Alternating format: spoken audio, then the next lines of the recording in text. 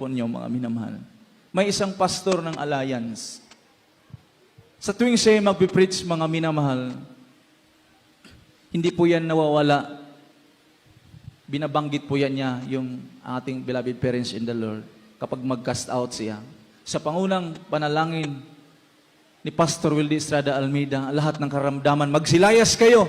I-alliance yun siya. Pero gabi-gabi po yan siya nanonood ng banal na programa po natin sa TV.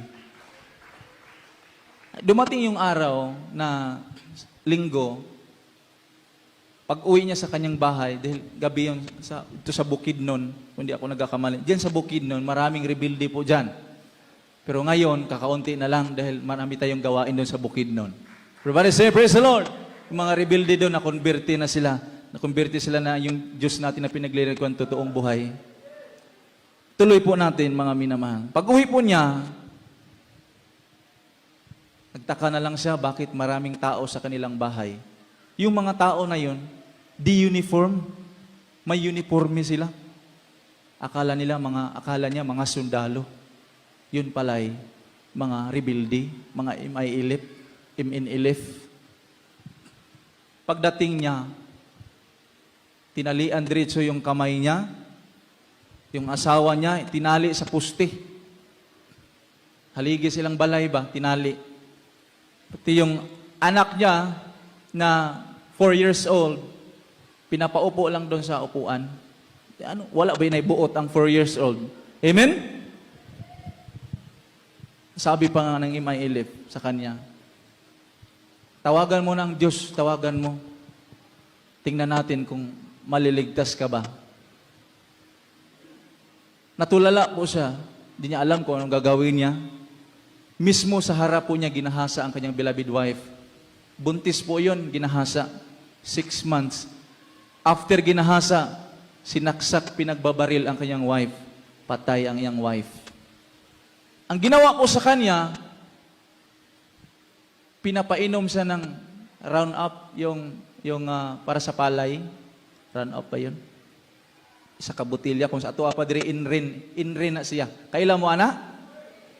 Pinainom siya. Akala niya, patay na siya. Kinabukasan, mga 5 o'clock in the morning, nagising siya. Buhay pa pala siya. Sabi niya, mahal na Panginoon, akala ko, patay na ako. Pero yung asawa niya, tinali, patay na talaga. Sabi niya, mahal na Panginoon, wala akong magagawa. Pero, dito ko mapatunayan kung ang Diyos ni Pastor Almeida totoo ba. Mahal na Panginoon, tulungan mo ako. Yung 4 years old na anak niya na tulog man doon sa siminto, tinawag niya, nak, gising. Dahil yung kamay niya, may PC eh. Kunin mo yung kutsilyo sa kusina. Yung 4 years old, walang kamuwang-muwang yan. Wala na'y buot. Pero yung bata pumunta sa kusina, kinuha ang kutsilyo, natanggal yung tali sa kamay niya. Tapos, nilibing niya yung asawa niya. Mga 6 a.m., mga minamahal, umalis siya. Gusto niyang pumunta sa Manila dahil hanapin niya banal na gawain natin. Habang naglakad po siya, 300 lang yung pera niya. Sabi niya, mahal na Panginoon, tulungan mo ako. Diyos ni Pastor Wildy Estrada Almeida, tulungan mo ako. Huwag mo akong pababayaan. Dahil yung anak ko nagugutom na. 300 lang yung pera ko, pamasahe ito. Umiiyak po siya. Habang naglalakad siya, dahil bundok po sa kanila. Habang naglalakad, nagtaka siya, bakit may mga tao sa likod, naka 6 by, Allahu Akbar! Pagtingin niya, mga minamahal, mga imay, hinabol siya. Akala ng mga imay, patay na siya, pero buhay pa. Yung pastor ng Alliance. Hindi pa yon member ng GMCIM. Habang sabi ng Muslim, Allahu Akbar, ang sabi niya, Hallelujah, praise the Lord!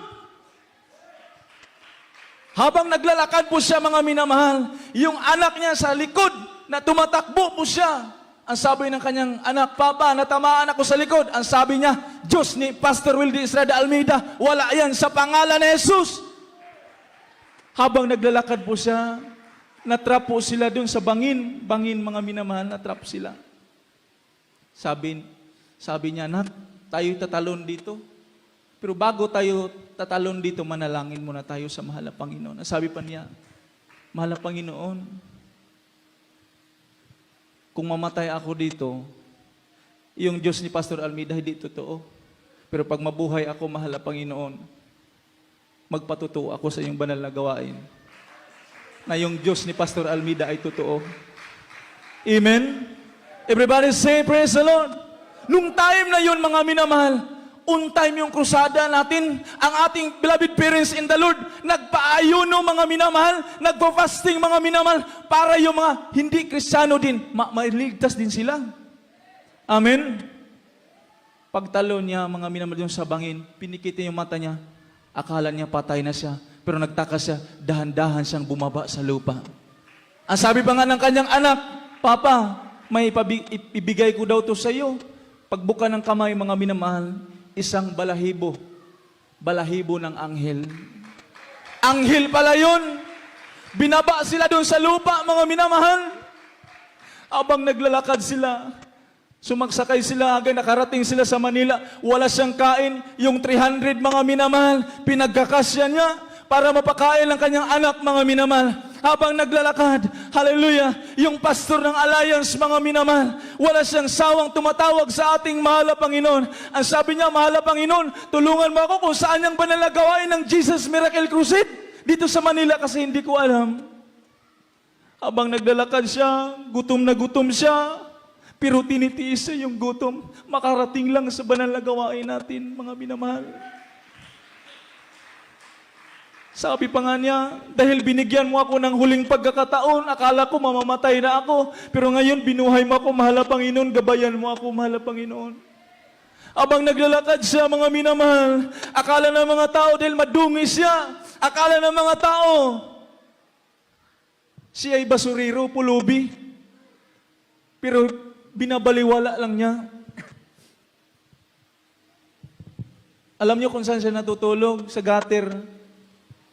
Tutulog siya. Nagpapasalamat pa rin siya sa mahal na Panginoon dahil binigyan siya ng huling pagkakataon, binuhay pa siya. Kinabukasan, mga minamahal, Friday yon.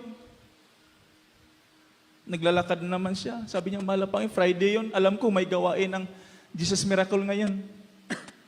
Abang siya naglalakad, hanggang hapon na, naglalakad siya sa Maynila. Hindi niya alam ang Maynila.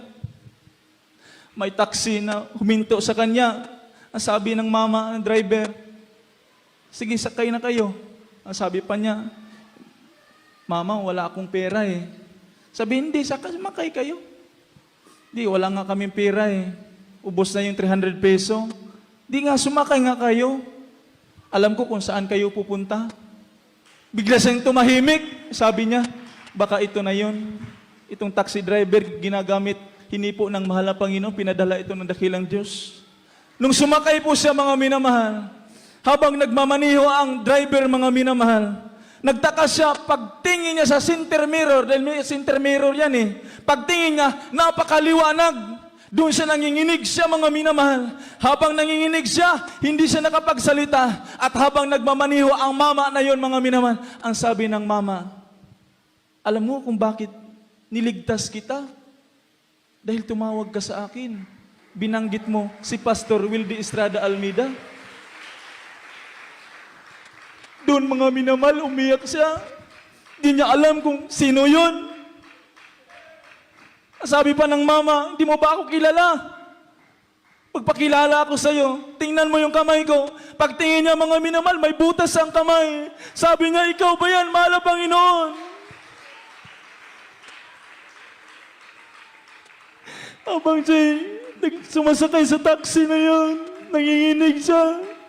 Ang sabi ng mama, ngayong overnight ngayon eh, puntahan mo si Pastor Wildy Estrada Almeida, sabihin mo magpatutuo ka. Lahat ng membro ng GM sa IM, lahat ng kanilang pagbuburi. Natutuwa ako.